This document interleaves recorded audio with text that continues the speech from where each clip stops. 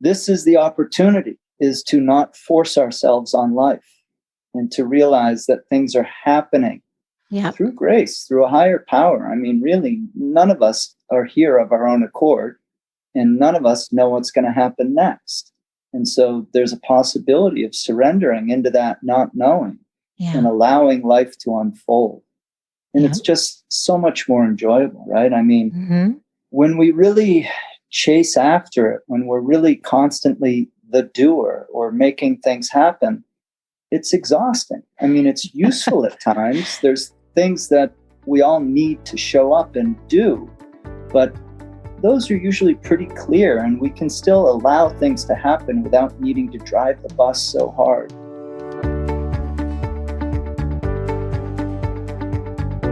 Welcome to the Good Life Coach podcast. I am your host, Michelle Lamoureux. The intention of this show is to awaken you to your fullest potential. Join me each week for inspiring interviews to elevate an area of your life, as well as interviews with women entrepreneurs who are creating success on their own terms. Each episode provides actionable tips to guide you to design a life you love. Hey there, it's Michelle Lamoureux, and welcome back to the Good Life Coach podcast.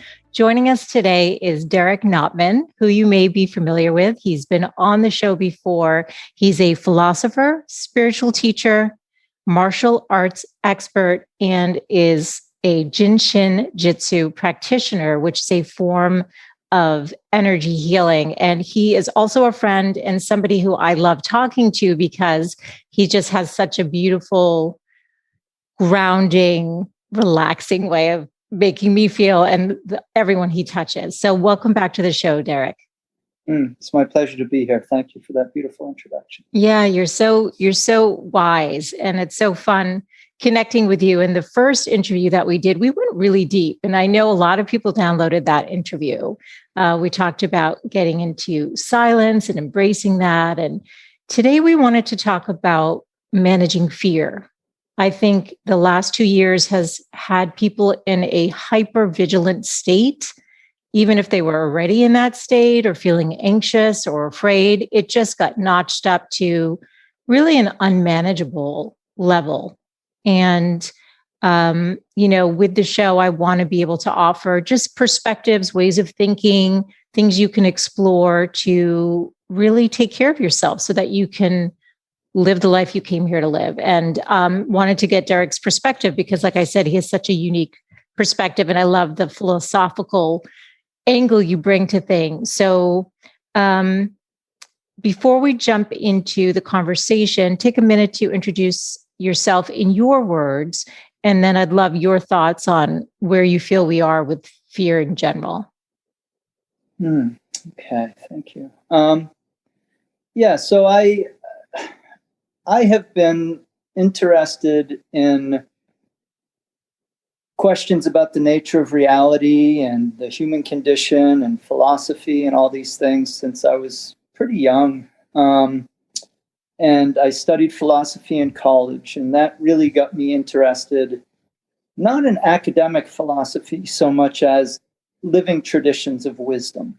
And so for me, that led me on at this point, it's been over 30 years of really diving deep into mostly the traditions of the Chinese culture around health and movement through martial arts and meditation and Chinese medicine and these kinds of things. And I've studied a lot of things outside of that context, but that was really always what really fascinated me, this idea of a truly integrated model where you have these beautiful writings that are poetic and they're descriptions of the human body and the idea that as above, so below, as within, so without, and really this recognition that we're not separate from the world.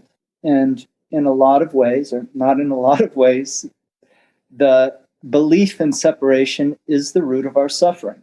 And so, that's one thing to hear intellectually and to ponder. And then there's another possibility of really figuring out what that means. And that's not intellectual, that's experiential. And it's really an inquiry into the nature of reality and what it is to be here. And so I've just been fascinated by these kinds of things. And so I've looked in a lot of different traditions and a lot of places where this has been what people have focused on or have been looking for. And so that led me into healing and body work and, all of these things in the traditions that I've studied. The Chinese internal arts are integrated systems where you have healing, you have movement and self-defense, and you have philosophy. So I just thought that was the bee's knees, right? It was just everything in one place, and there was a continuity to it. It wasn't a hodgepodge from the standpoint of we'll take a little of this and a little of that, and we'll call it a system. It was already inherently interconnected. And so, when you're working with these things, there's a lot of talk about chi and energy and life force and all that. And so that's naturally philosophical. What does any of that mean, And so over many years of asking the same questions, and I guess I'd say that's an important thing, right? A lot of the time we look to ask new and different questions, but it's like staying with a question, staying with the not getting an answer, staying with the mystery of it and the not knowing opens us up to a disposition that's different from the mind that is grabbing and figuring out and getting an answer. Yes. And that can be frustrating. It can be scary. It can feel like you're wasting time. It brings up a lot of things. And that's part of the beauty of it, right? Is that there's an encounter with these anxieties or stresses or, the very human sense of just wanting to get something done, moving towards something, getting better. But when you hold a question that you don't get an answer to, it creates a real shift. Yeah. And so that's really what I've been involved with. And, all these years later, I still don't have an answer. I mean, it's there's patterns, there's clarity, there's things that we can look to and track, but being here is a mystery, and it will always be. And so accepting that is not easy, but it's very useful and some of the things it requires us to move through and let go of. So, my fascination has really been with embodiment, the human body, learning to gain a degree of mastery over that, and then recognizing the aspects and qualities of mind that arise from that, and ultimately looking into this realm of spirit. What is it? How does all this come about? So, I just continue to be very fascinated with that and continue to dive deeper into it. And, my real interest is, perhaps it sounds grandiose, but it's kind of the only game in town, is the ending of suffering for myself and for others. Yeah. Well, I want to be clear that today, even though what we're talking about sounds very philosophical and deep, Derek, also because of your practice with Jin Shin Jyutsu, the energy healing, he's going to be able to give us things that we can do for ourselves to manage some of these feelings as we also explore these questions of existence and staying open and not having answers and sitting with discomfort. And also it's an invitation to just see what resonates with you and see, maybe what you feel like you want to explore more of. And I know for me personally lately, I have been looking at myself, like when I'm starting to recognize patterns, Derek, where I'm like, oh, I'm in this dance again. I'm doing this again. And I'll say to God, show me what role I play in this, because I want to do a different dance. I'm done with this one. Or I'll ask, what do I need to know about this situation? Or I've really become very comfortable with surrendering lately. Just like, what? I don't think I'm supposed to push forward. I'm not supposed to make things happen. I'm actually more interested in allowing. And if it's not flowing that easy, I'm just going to let go. And sometimes it's for 24 hours. And I can't tell you how many times in the last month of having this awareness where things, once I stopped trying to solve for it and just let it go and just turned it over, literally asked for the help, the help came like almost instantaneously. I don't know if you've experienced that.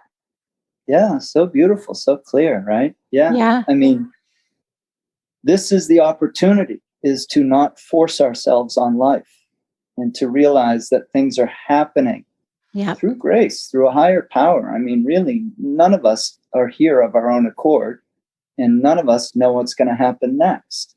And so there's a possibility of surrendering into that not knowing and allowing life to unfold. And it's just so much more enjoyable, right? I mean, when we really chase after it, when we're really constantly the doer or making things happen, it's exhausting. I mean, it's useful at times. There's things that we all need to show up and do, but those are usually pretty clear, and we can still allow things to happen without needing to drive the bus so hard, you know? And so it's so beautiful to hear you say that, because that's just it, right? It's really, how can we take a step back from our experience and not be caught up in the mess of the moment, but to have a perspective on it? And in surrendering, in letting go, we have space. And so much of the work that I do, whether it's movement, table work, or talking with folks, is about recognizing and relaxing into that space. Yeah. Yeah. And it's such a nice place to be. It's almost become fun for me because I'm open to the magic of it. I'm open to what will show up. And then when it does, it's just so like, and then I acknowledge it and thank God for it. I'm like, okay, you heard me. Thank you. Like, I like this way better than my pushing and trying to make things happen or figure it out in my head all the time. Because I can happily spend a lot of time in my head or researching instead of just coming back to myself. And again, I'm sharing these stories and to the degree that it's helpful for others, because this isn't about me. And this is about, we're all in this stance. We're all in these situations. And it's an invitation to look at it differently. And it's funny because I love science. You know, I flew back from Boston and I listened to a whole course on brain health. You know, I could have been watching a movie or doing something else, but I love that.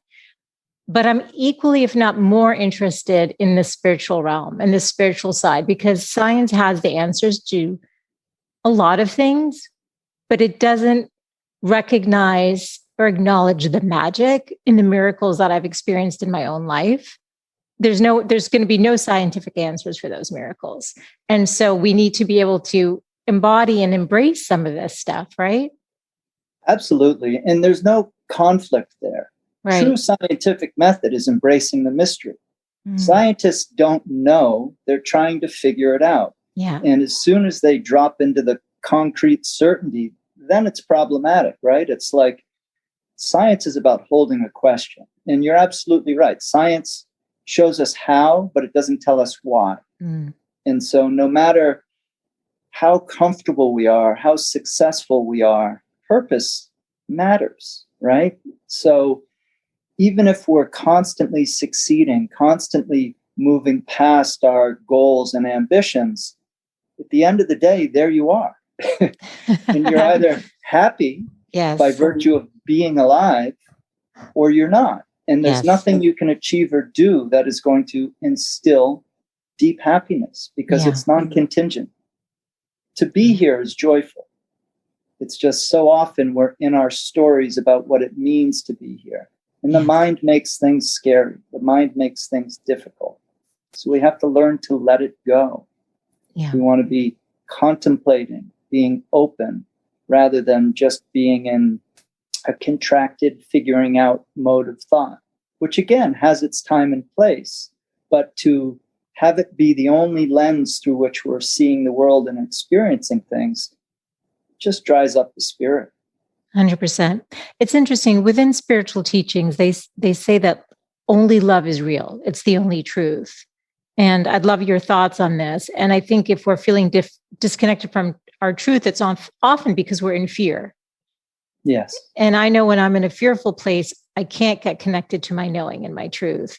So I'd love to get your thoughts on how we work with our fear. But what are your thoughts on that idea that only love is like real? It's the only truth there is. Yeah. Well, I think That's right. I mean, I think classically you have the idea of Sat Chidananda in the Indian tradition, which is awareness, emptiness, and bliss, right? And so what we have is awareness.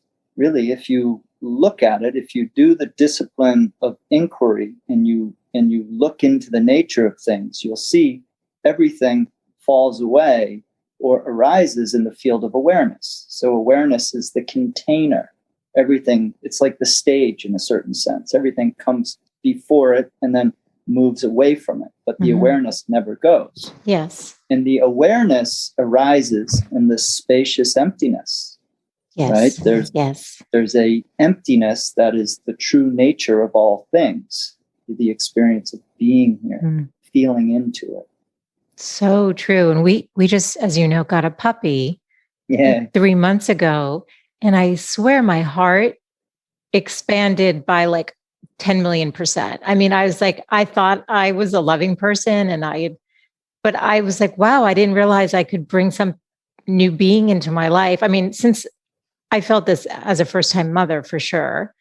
But then now with the puppy, it's just like every time I see him, my heart just opens and radiates. And I was like, wow. And it's funny because they can't really communicate other than their little subtle looks. And, it's not about verbal communication, right? We don't need to talk to experience love. It's looking at a sunset or a hummingbird or, a beautiful ocean or all of that stuff opens our heart and reminds us of love, right? That's right. Yeah. Love loves love. That's funny. I was petting the dog today and I'm like, Michelle loves love because of the dog. He's just so cute. It's just a direct heart-to-heart communication. 100%. Right? There's no barriers. That's right. He's just a bundle of love. And then you receive that and you can't help but reciprocate that and feel it in your own heart. That's right. And that's so beautiful and so clear because it shows how when we keep the mind out of it, when we don't tell a story about it, when we're not trying to understand it, needing to know about it, there's this possibility for a direct transmission and connection. The mind gets in the way. Yeah. Well, let's talk about that. So how do we work with our fear? And, I'm curious your thoughts because fear triggers things like anxiety, which is at an all-time high in the United States. Apparently, I had a doctor on who said it had already by 2019, we were like the number one in the world for anxiety. And here we are in 2022. That was even before the pandemic. So I can just, everyone's anxiety is up. So talk to us about working with our fear, how anxiety, is maybe a result of that fear and how we can start softening and coming back to ourselves. So couple of simple practical things from the world of Jin Shin Jyutsu. Yeah. And explain what Jin Shin Jyutsu is just for anyone who's never heard that term before. Sure. Yeah. Probably a lot of people. Yeah. Probably most of the people listening, unless they heard the first interview with you. So yeah. Jin Shin Jyutsu is a lineage of Japanese traditional healing. Okay. It's in some ways like acupuncture without needles. It has its own unique cosmology and story in a certain sense, but it's a way of looking at a map of the body by dividing up into what we would call 26 safety energy locks. And these tend to be confluence points on the body where a lot of channels or meridians come together. Again, in the East, the body is seen as a system that has waterways, if you will. Yes. And every organ has a circulatory pathway so that the energy that supports and feeds that organ can travel that. And the work is about helping release any blockages on the roadways so that the circulation is free and the blood is moving everywhere and the breath is deep. So simple, but profound. Very profound. Yes.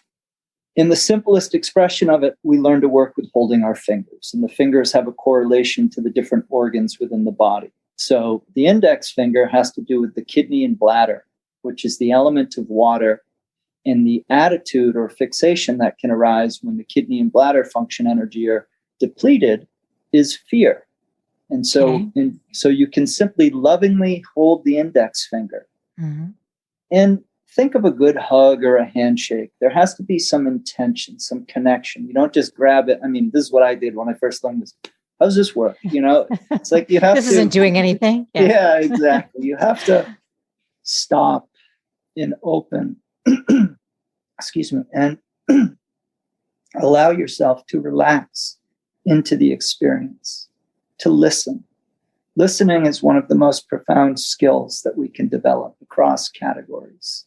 So holding the finger lovingly and just tuning into your whole event, noticing yourself, bringing your attention back to yourself. And we're inviting you to do this right now. Just hold lovingly hold your index finger. Hold your index finger. Either one is fine. And just allow this to be a way of tuning into yourself and simply feel yourself beginning to drop in and relax. So this is something you can do all the time, anytime. It's cumulative. It adds up. It's one of those things, but it's no different from a push-up. If you do one push-up, nothing will happen. But if you do push-ups consistently over time, something will happen. This is the same thing. You may not feel it in this moment, but I promise you, if you stay with it, you will notice something. And so then the other piece is to realize that fear is false evidence appearing real. Yeah. It's the mind telling us a story and getting our attention, and then we get lost in the story. Fear is useful. It doesn't have to be a negative. Yeah. The problem is when we avoid it, when we don't feel it. And so then it's constantly looking for our attention. It's to move away from it is to not allow yourself to experience what you're needing to experience. So the possibility is to notice the fear and to not move away. And to just be open to it, to invite it in, to let it have you. What if it's feeling like a tidal wave? What if it's not? So that can be to invite it in when it's so intense could be really triggering. So how does somebody move through that? Is that really the best thing to do? I'm just asking because, like I said, I think people can be really anxious, and part of the anxiety, it may be the resistance to wanting to feel what they're feeling, which is why it builds. But I'm just curious your thoughts on that. Well, if somebody has real trauma issues and real heavy, acute, intense things going on, they're going to need to be working with someone. Yeah, and they should seek help. You dip a toe in the water. You don't have to jump in head first right away. Yeah. But really, the possibility is to invite it, to be with it, feel into it as much as you can in that moment. And what you may notice is that it's not what you think. See, the problem is when we just touch it and move away from it. And then we have a story about it and it builds up and it energizes. But the possibility in opening oneself up to it and seeing, well, all right, have me. Really, it's life and death. It really is. It's the possibility of being unmoved. And this is what the Buddha did. The Buddha was the one who stayed, right? All these things of mind assail us. Your past comes to claim you. Stories arise. They try to get you to move. They get you to respond and react. What if you didn't? Because we already know the fruit of letting fear win, right? We just keep on in the same pattern. It keeps happening. But if we really open ourselves up, and in this moment, like I don't always love public speaking or things like this. I had a lot of anxiety around it when I was a kid. And so I get fearful. But the choice is either to contract and squirm and get uncomfortable, or to really open up to it and to see what it is. And in doing that, you invert the power relationship there. Yeah. There's no resistance. Yeah. There's no one to run away. There's no one to, and it can feel like a tidal wave. It can feel huge. And so the possibility is to have space even for that, to be open to whatever's there. And, again, it can be a little at a time, but if you start noticing your fear when it arises, and instead of just looking away or getting busy or doing something else. Totally. Yeah. You actually acknowledge it and feel into it and invite it and get curious about it. Right. What's the positive intent? Why is it here? Right. Reactivity is really a lot of what we're trying to get away from. Yeah. Reactivity is a movement up into the head that begins a story. And so what happens is a sensation couples with an emotion, couples with a thought pattern, and then we're in a trance. We're off to the races. Totally. And that could be whatever, calling somebody, numbing with food, right? Going online, busying yourself with your work, anything to feel, right? And I will just say, since we're going a little deep, this is for educational purposes only. It's a podcast. And like Derek was saying, if you truly need help, anything that deals with your health, mental or physical, should always consult your trusted practitioner. But again, this is an invitation to learn something new and to understand yourself better. Yes, that's absolutely right. And if you're suffering, there are people that can help with that suffering.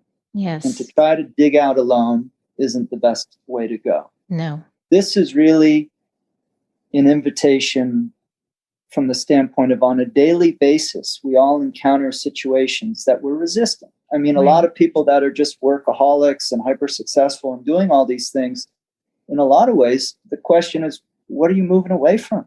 Mm. Totally. I mean, I'm going to share a story I've never shared before, but when I was about 8 years old, I was outside my house on my bike. My brothers were inside. I don't know where they were. Usually we're all outside playing. And these two men drove up in a station wagon.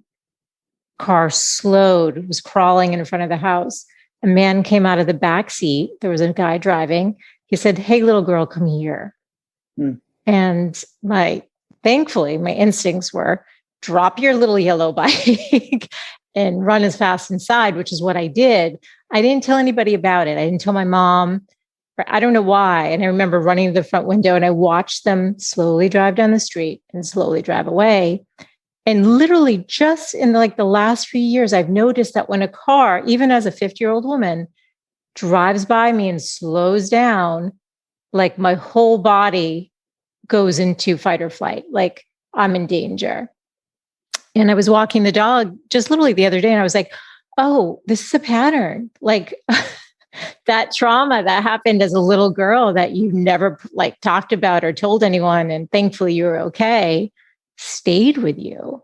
And so anytime you see a car, you're being re-triggered, even though you're not in danger. That's right. That's so beautiful, so clear, right? We go into a trance. Totally. And so these moments that we have where we have unprocessed emotion, and we don't release it, they stay with us and they become triggers. And so something happens and boom, you're off to the races. You're in 100%. Your head about all the negative things that could possibly happen. Totally. But if you actually stop and feel into the moment, there's no danger here. Yeah. Yet we're living as if there is. Totally. And I don't know if this is helpful or not. Tell me if you think, but just for whatever reason, when it happened the other day, I was like, I am safe. Life loves me. I corrected it with a different, empowering statement versus feeling like a victim or, I needed something to anchor in. So I think with what you're talking about, it's more just visiting the feelings versus solving for it. But I did find that was helpful.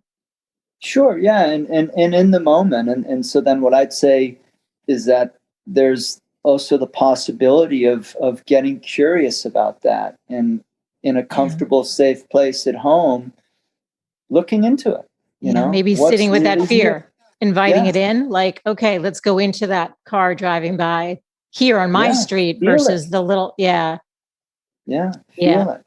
Yeah. And, for me, a big one has been vulnerability.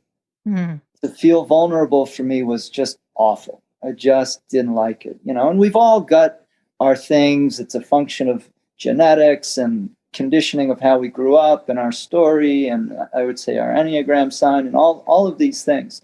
But to be vulnerable felt really unsafe to me. And as I've explored that, as I've allowed myself to go into, okay, what is it if I feel vulnerable? At first, it's like, oh, it's horrific. But if you stay with it, it's okay. It's always the movement away or the reaction that causes the problem. In Buddhism, they talk about the second arrow in a sense, where it's like, okay, something happened. That's the first arrow, okay? But then you beat yourself up over it, or you keep going on in your mind about it, and you shoot a second arrow into yourself. It's like, it's not helpful. It's not useful. It's true. No, it's true.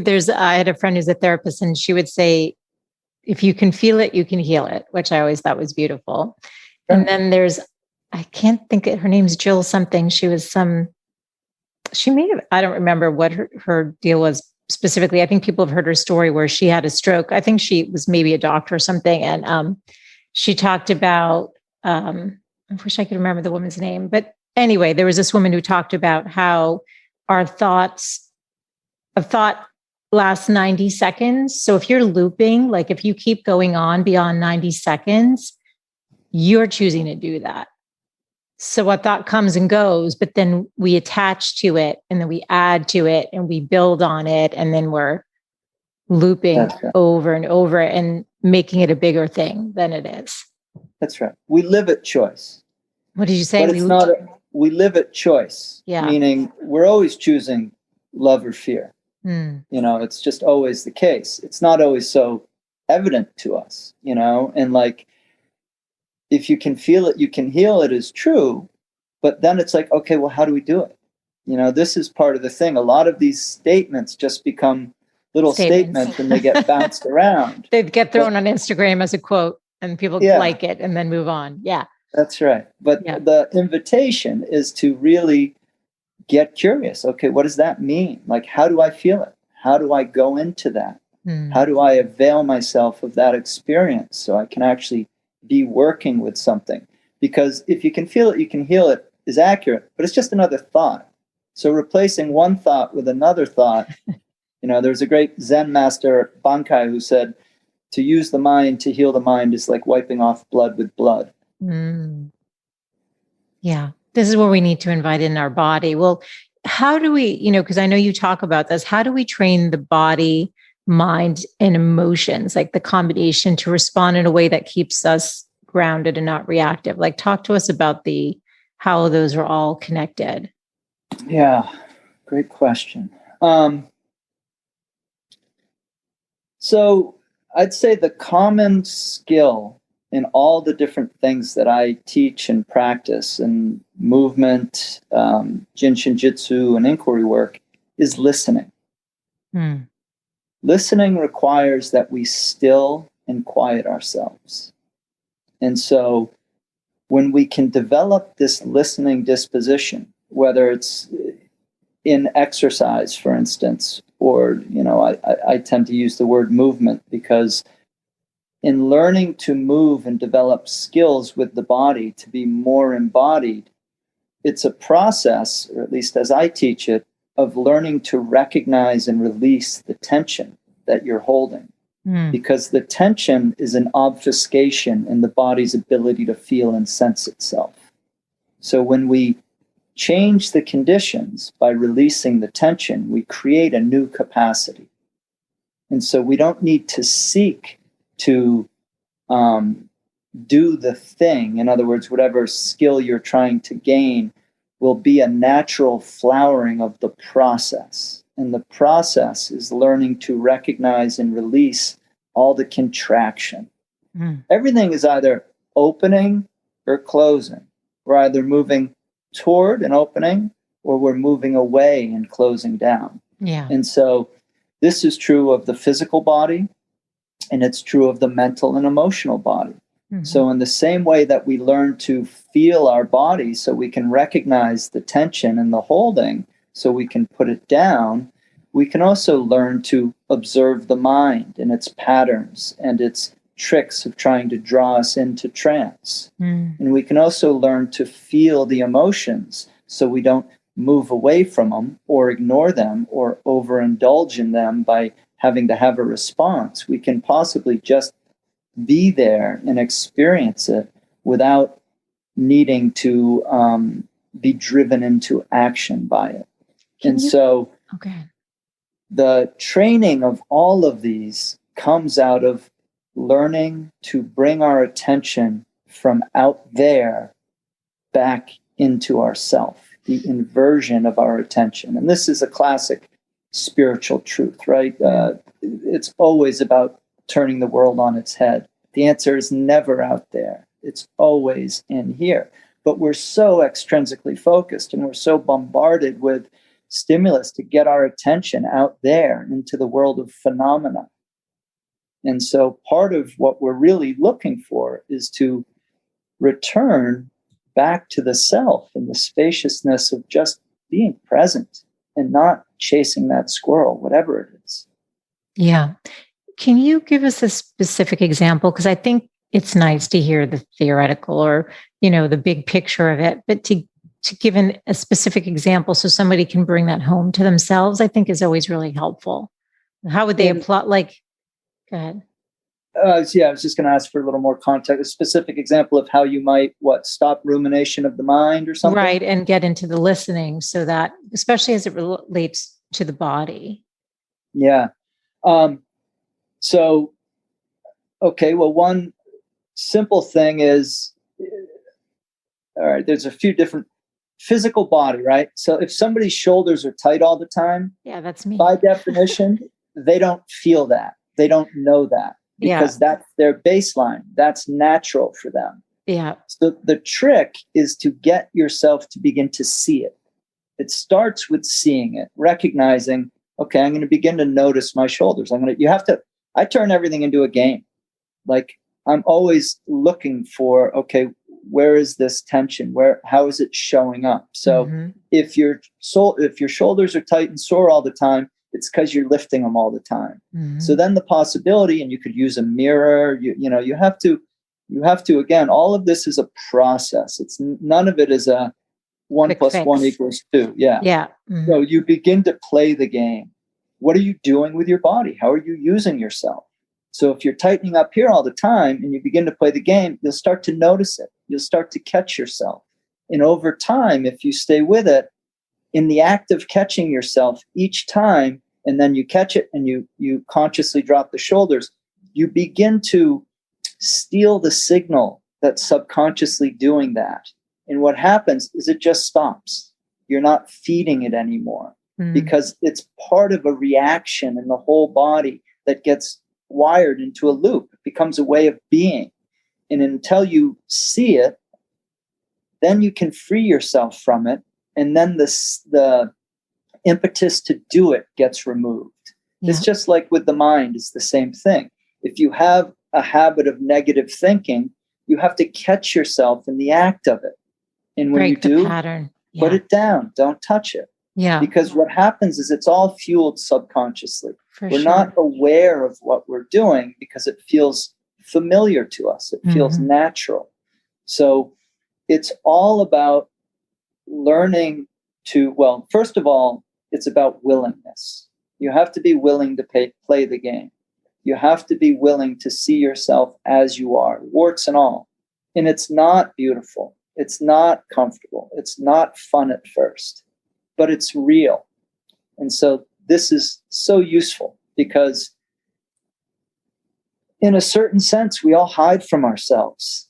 And this is where our suffering comes from because we don't actually deal with what's true. We all want to be comfortable and together and have our act together, right? So it's hard to admit that we don't. And it's hard to admit that we have fear. I had no idea I had so much fear in my life when I was younger.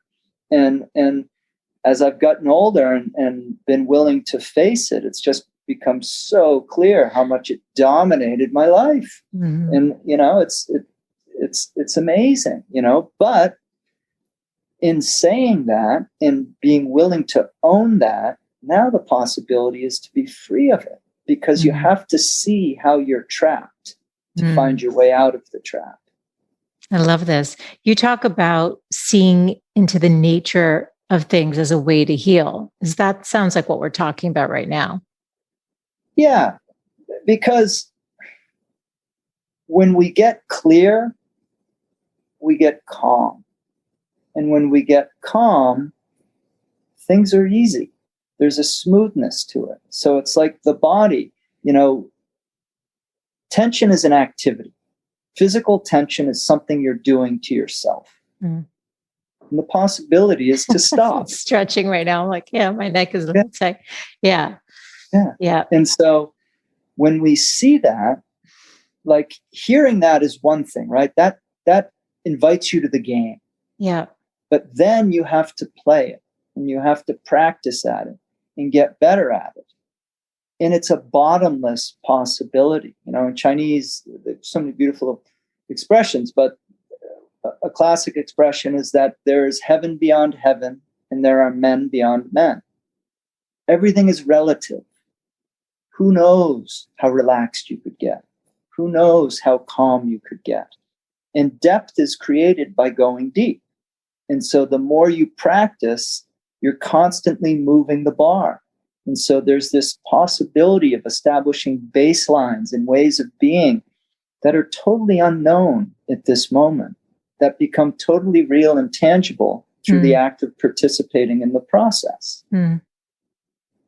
Yeah, it's so beautiful. We're not our bodies and we're not our stories. And until we really take that on as a possibility, we remain stuck in this series of conditional relationships where I need this to feel good or I need that to feel good.